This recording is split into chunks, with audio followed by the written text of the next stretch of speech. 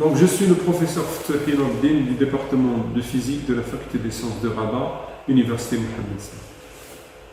Aujourd'hui, je vous présente les systèmes planaires et leurs caractéristiques, donc le dioptre plan et le miroir plan.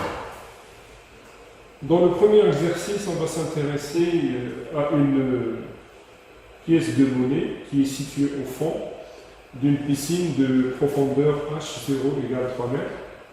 Bien évidemment, l'indice de l'eau est égal à 1,33 et vous avez un observateur qui est à l'extérieur de la piscine, qui est situé dans l'espace d'indice N0 égale à 1. Alors, la question qui se pose est la suivante, sachant que cette pièce de monnaie est un point tellement petit, d'un point de vue optique, elle va se comporter comme une source ponctuelle qui va émettre de la lumière dans toutes les directions de l'espace. Et lorsque les rayons lumineux vont arriver au niveau du dioptre plan, ils vont subir un phénomène de réfraction. Bon, la loi qui régit le phénomène de réfraction, c'est la troisième loi de Descartes qui relie l'angle d'incidence et l'angle de réflexion à travers les indices respectifs des deux milieux. Bon, dans l'exemple qui nous intéresse aujourd'hui, sachant que le milieu d'incidence, c'est le milieu le plus réfringent, lorsque le rayon va traverser ce dioptre plan ici, OR, le rayon réfracté va avoir tendance à s'éloigner de la normale, et par conséquent, l'angle de réfraction est supérieur à l'angle d'incidence. La question qu'on se pose à ce niveau-là est de savoir si tous les rayons issus de cette pièce de monnaie vont pouvoir traverser la surface dioptrique. Bon, je vais prendre un exemple, je dirais particulier, un rayon particulier pour lequel l'incidence correspond à un angle d'incidence IC critique, pour lequel l'angle de réfraction est égal à pi sur 2. D'accord ? Bon, il s'agit ici d'une réfraction rasante, et je peux déterminer cet angle particulier justement en appliquant la relation la relation de Descartes, pour laquelle je prends ici R est égal à pi sur 2, et je peux obtenir l'expression de cet angle particulier, c'est un angle critique qui s'écrit tout simplement comme étant arc sinus N0 sur N. Maintenant, si je prends un rayon incident sous un angle supérieur à IC, l'angle ici, le phénomène qui se produit, c'est plutôt la réflexion. Et donc ce rayon ne peut pas traverser en réalité le dioptre plan. Seuls les rayons qui sont ici, je reprends l'expression de IC, et pour des angles, comme je viens de le dire à l'instant, tel que I est supérieur à IC, eh bien, ces rayons vont se réfléchir et revenir sur le fond de la piscine. En quelque sorte, un observateur excentré par rapport à la piscine ne pourrait pas voir cette pièce de monnaie. Maintenant, si je prends un rayon tel que l'angle d'incidence est plus petit que l'angle IC, eh bien là, par réfraction, le rayon peut sortir, donc par réfraction, et arriver au niveau de l'observateur. Et donc, c'est uniquement pour des rayons dont l'angle d'incidence est inférieur à IC qu'on peut justement voir des rayons qui vont traverser. En réalité, ce que l'observateur va voir, ce n'est pas l'objet A directement, mais c'est plutôt son image à travers le dioptre.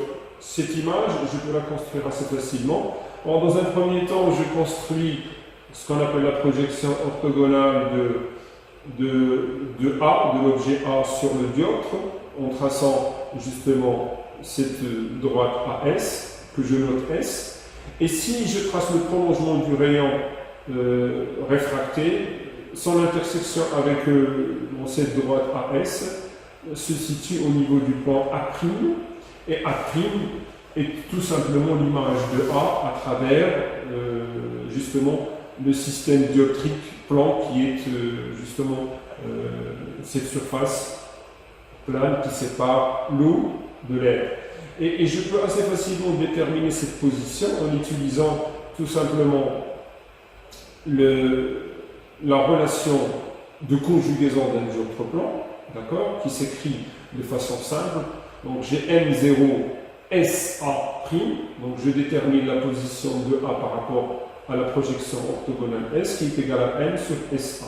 Et vous voyez assez facilement que je peux déterminer SA', que je note H, en fonction de la position de l'objet par rapport à S, donc la profondeur H0 étant égale à 3, que je divise par 1,33, ça me donne quelque chose qui est égal à 2,25.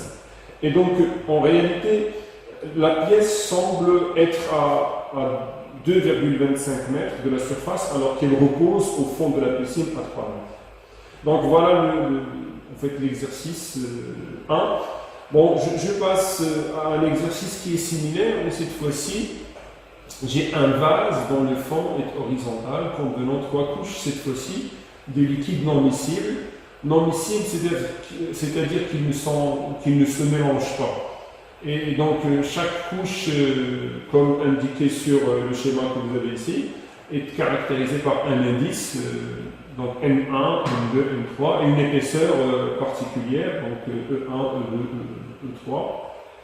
Et vous avez au fond de ce vase, si vous voulez, un poisson qui se trouve à 3 cm du fond de ce vase. Et on vous demande de quelle distance ce poisson paraît-il rapproché ou éloigné pour un observateur regardant le poisson du haut du vase.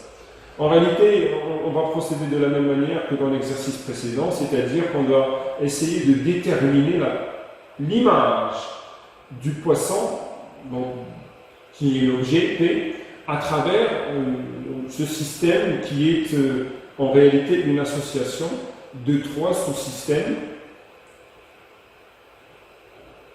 donc de 3 dioptres, D1, D2, D3, d'accord?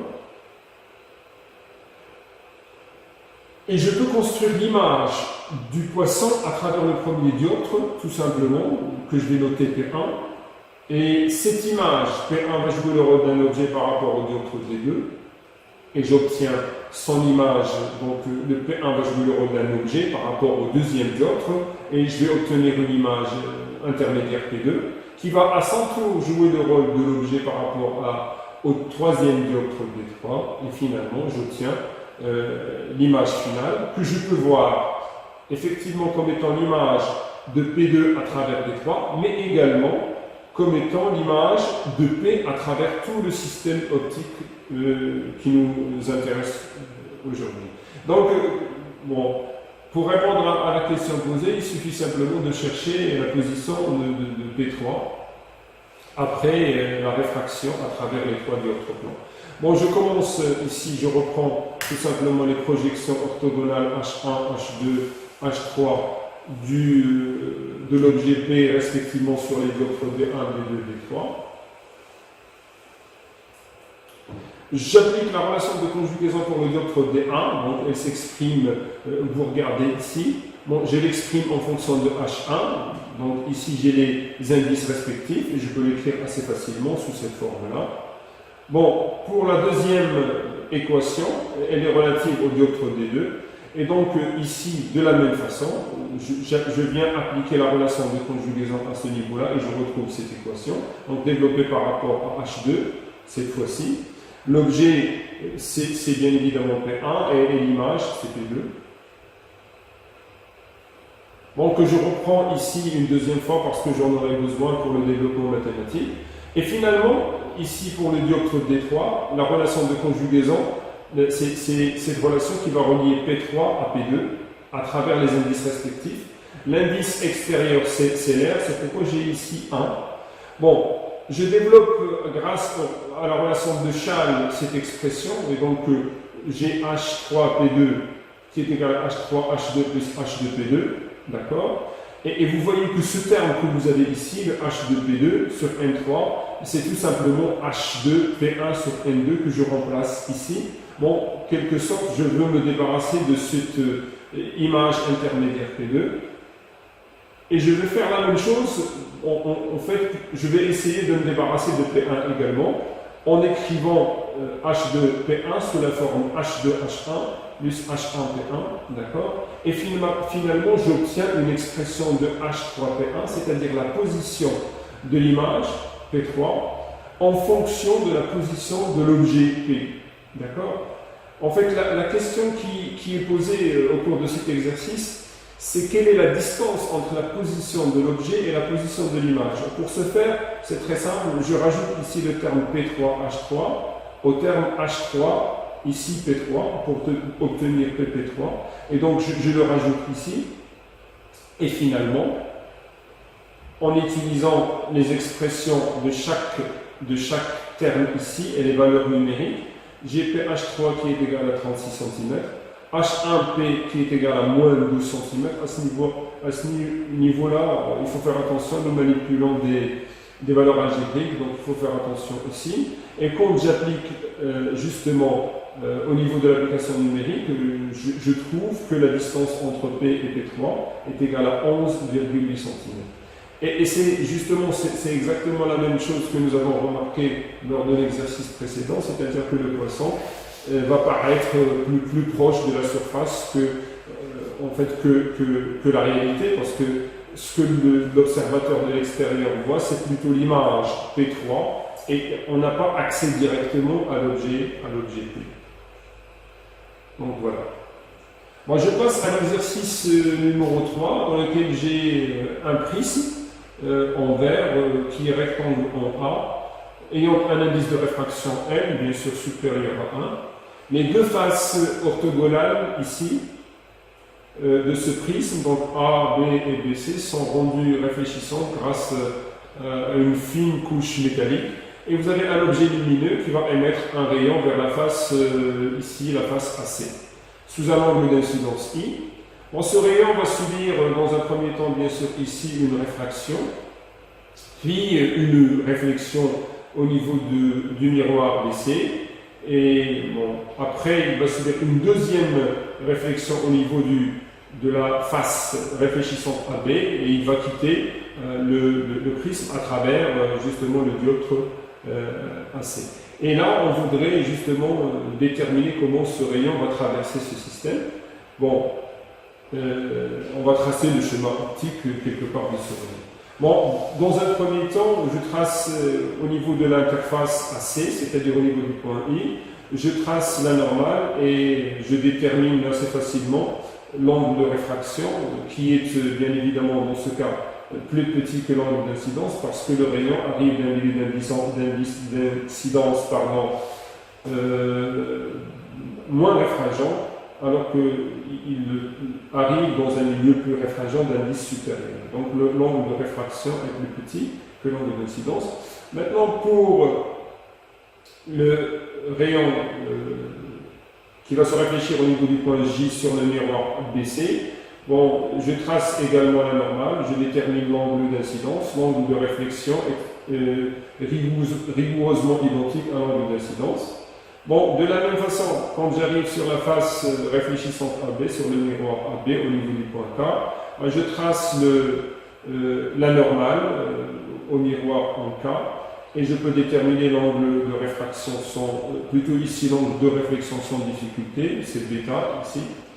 Et vous allez remarquer à ce niveau-là que cet angle plus cet angle, c'est-à-dire alpha plus bêta, plus pi sur 2, bon, ça fait en tout 180 degrés, et donc je peux montrer assez facilement que alpha plus bêta est égal à pi sur 2.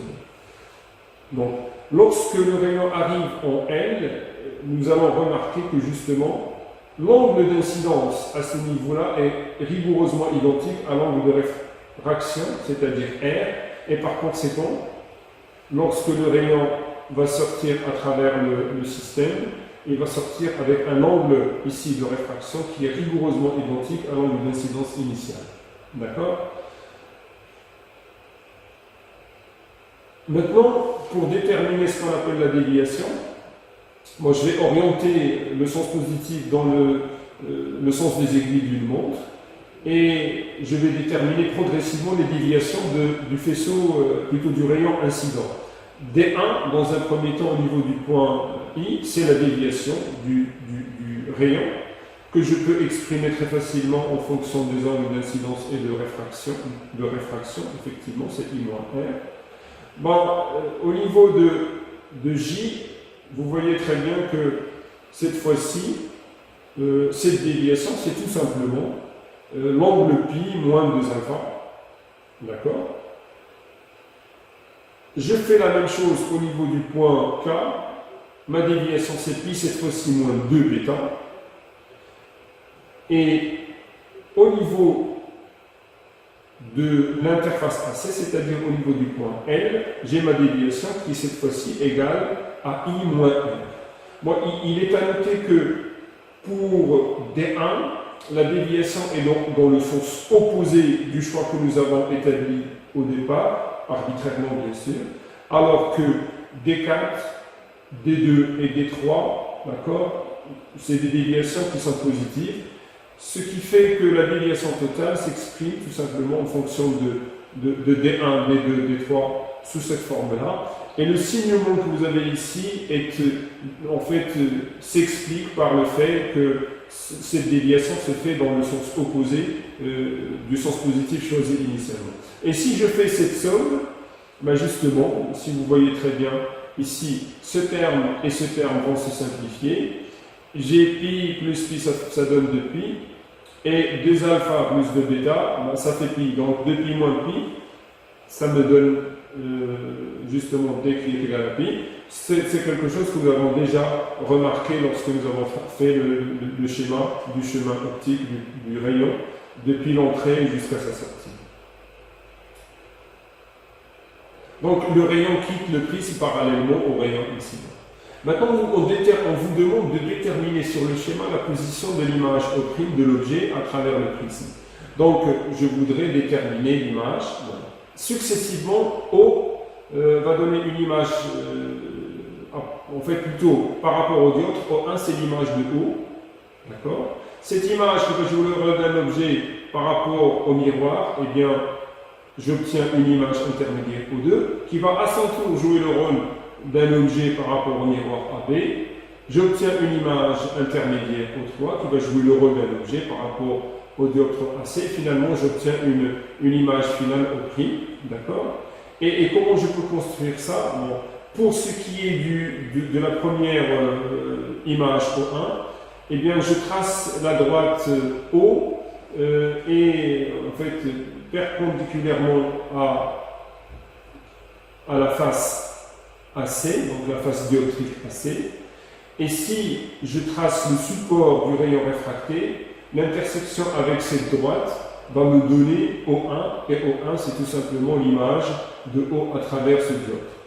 Maintenant, pour ce qui est de l'image O2 de O1, on sait très bien que l'image d'un objet ponctuel par rapport à un miroir courant, c'est tout simplement son symétrique par rapport à ce miroir. Donc, je trace quelque part ici un segment de droite qui est perpendiculaire au plan du miroir, et de façon symétrique, j'obtiens ici O2, qui est le symétrique de O1 par rapport justement au plan du miroir. Ben, je fais la même chose pour le deuxième miroir, c'est-à-dire que je dois déterminer le symétrique de O2 par rapport à AB.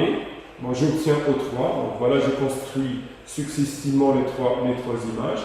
Et pour déterminer l'image finale, bon, je trace quelque part la projection orthogonale de O3 sur le dioptre AC, d'accord, à ce niveau-là.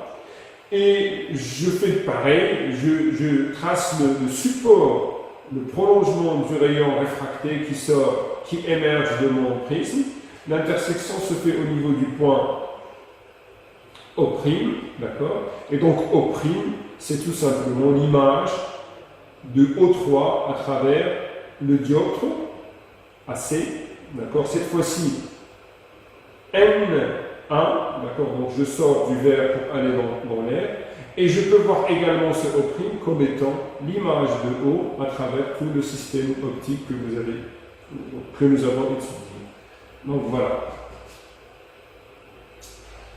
J'arrive à l'exercice 4 dans lequel je vais m'intéresser à ce qu'on appelle une lame à face parallèle. Bon, une lame à face parallèle, c'est tout simplement, je dirais, un bout de verre avec des faces qui sont parallèles.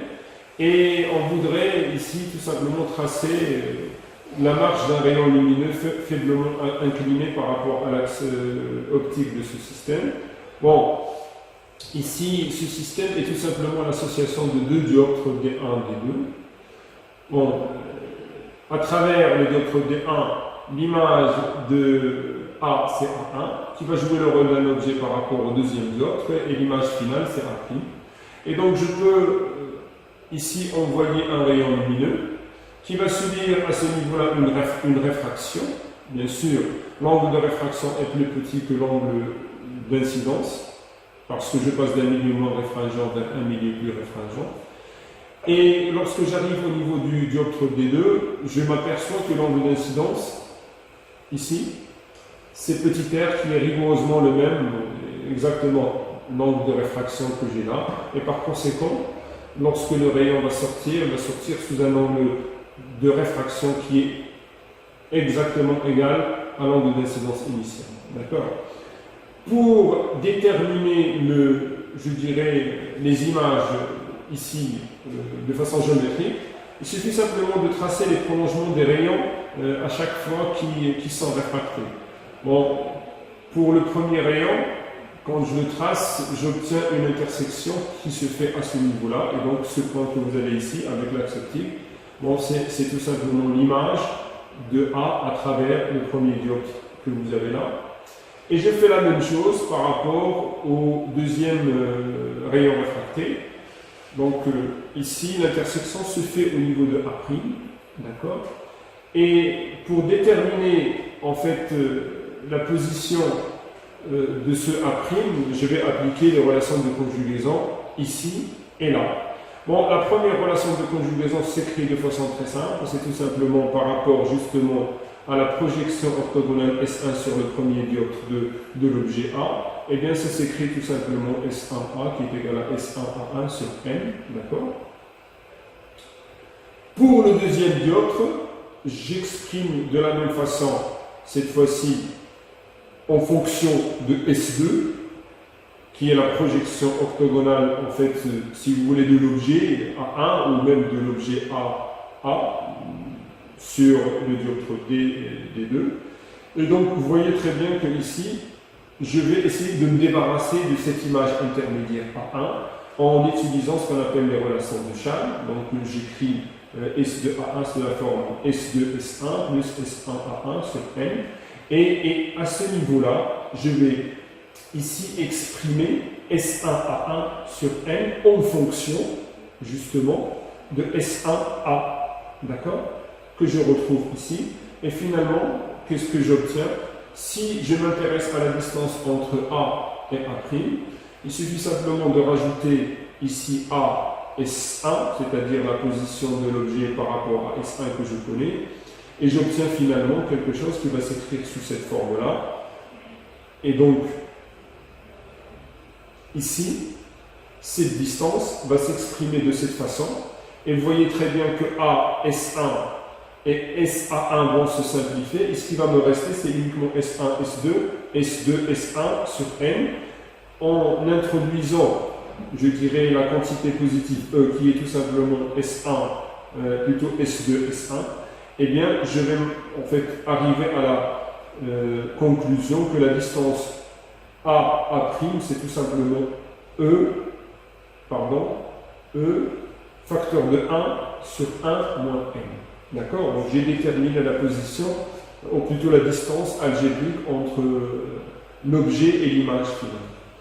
Maintenant, je vais m'intéresser à un système un peu plus élaboré, plus compliqué, dans lequel je vais métalliser la face,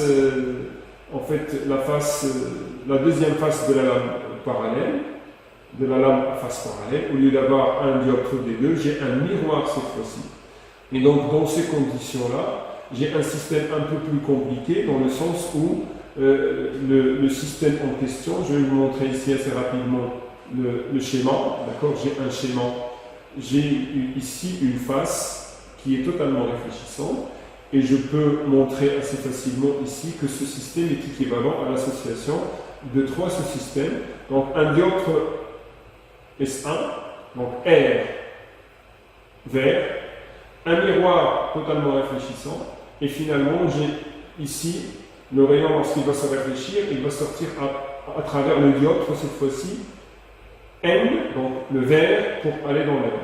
Et pour déterminer justement ici l'image, moi je vais procéder de la même manière que tout à l'heure, c'est-à-dire que je vais progressivement calculer déterminer, établir les relations de conjugaison, trois relations de conjugaison relatives aux trois sous-systèmes. Pour le dioptre R vert, eh bien la relation de conjugaison s'exprime de cette façon. C'est tout simplement S1A1 qui est égal à M S1A. Pour le miroir, bon, il n'y a pas de problème, vous avez ici le A2 et le symétrique de A1 par rapport à S2. D'accord? S2 étant la projection orthogonale ici de A1 sur le miroir. D'accord? Bon, ici, de la même façon, je vais essayer de me débarrasser de cette image intermédiaire A1 et la remplacer par la position de l'objet. Et donc, j'utilise ici la relation de Schall, S2, S1 plus S1 A1. Et je vais me retrouver ici avec moins SA1 qui est tout simplement égal à N S1A que je reprends ici. Et finalement, j'exprime la relation entre cette fois-ci A seconde qui est l'image finale et A2 par rapport bien sûr à S1, c'est la projection orthogonale sur le dioptre, donc qui s'exprime de cette façon, d'accord? Donc j'ai S1 A'2 qui est égal à S1 A2 sur N. Bon, je dirais le même raisonnement me permettra d'éliminer A2, d'accord, ici en utilisant la relation de Schall. Et donc vous voyez très bien que j'obtiens ici S2A2. S2A2, je le connais en fonction de S2A1. Donc je vais le changer à ce niveau-là. Et voilà ce que j'obtiens. J'obtiens finalement que SA', c'est en fait ici, c'est E plus E. Je remplace en fait le S2A2 ici par NS1. D'accord? Et finalement, je peux développer les calculs ici assez facilement. À un certain moment, je retrouve une expression de S1A2 à seconde comme étant 2E sur N plus AS1. Et je vais procéder de la même manière que tout à l'heure. Je vais m'intéresser plutôt à A à seconde en rajoutant le terme A ici S1. D'accord? Et vous voyez très bien que ici, je vais retrouver le 2N sur le 2 sur N plus AS1 et AS1. Donc ici, ça va me donner également 2AS1. Et l'expression ici est différente par rapport à la lame à face parallèle que nous avons étudiée tout à l'heure, parce que justement, dans ce cas-là, cette distance, elle dépend bien sûr de E et de N, mais elle dépend également de la position de l'objet A. Contrairement au cas de lame à face parallèle, je dirais classique, simple, sans, je dirais, miroir. Bon, je vais voir un peu comment le rayon va ici se propager. Moi, il va subir, pour l'instant, il ne se passe rien de différent par rapport à la lame à face parallèle. J'ai une réfraction. Ici, j'ai une réflexion avec un angle d'incidence et de réflexion qui sont égaux. Et quand j'arrive à ce niveau-là, bon, je m'aperçois que l'angle d'incidence ici est le même que l'angle de réflexion que j'ai là et l'angle que j'ai ici. Donc forcément, le rayon, quand il va sortir ici, il va sortir sous un angle de réfraction qui est identique à l'angle d'incidence initial. Bon, je peux déterminer A1 tout simplement en traçant le prolongement, le support du rayon réfracté. Ça, c'est l'image de A à travers le dioptre. Je peux tracer la position de l'image intermédiaire A2 donnée de A1 par le miroir. C'est tout simplement le symétrique, justement, de A1 par rapport à S2. Et finalement, je peux déterminer la position de façon géométrique de A seconde, tout simplement en traçant le rayon le prolongement du rayon réfracté qui va couper l'axe optique au niveau du point A seconde, d'accord, et j'obtiens géométriquement l'image, donc, et j'arrive justement ici à déterminer la position de l'image A seconde de A par rapport à tout le système optique, d'accord. Et vous voyez très bien qu'à ce niveau-là, je peux déterminer un système équivalent. Si je mets un miroir exactement au milieu entre A et A seconde, eh bien ce système optique est équivalent à notre système qui est composé en quelque sorte d'un diode, d'un miroir et d'un diode. D'accord? Donc le système équivalent, c'est tout simplement un miroir que je vais venir placer exactement au milieu entre A et A seconde. Merci de votre attention.